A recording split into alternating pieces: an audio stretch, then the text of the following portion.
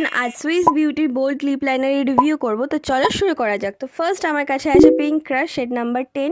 Second আমার কাছে আছে অরেঞ্জ রেড শেড নাম্বার 8। তোমরা যারা এই লিপ লাইনারগুলো নিতে চাইছো তারা কমেন্টের লিঙ্ক বলে কমেন্ট করে দাও, আমি লিঙ্ক প্রোভাইড করে দেবো। দেন থার্ড আমার কাছে আছে মেরুন শেড নাম্বার 2। ফোর্থ আমার কাছে আছে ফ্রুট পাঞ্চ শেড নাম্বার 4। দেন হট রেড শেড নাম্বার 5।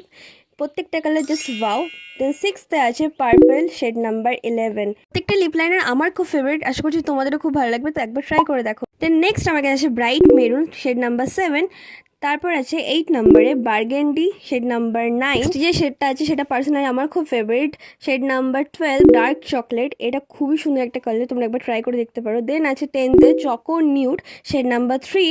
দেন 11 আছে cherry brown shade number 6 and 12 আছে রয়্যাল রেড শেড নাম্বার 1।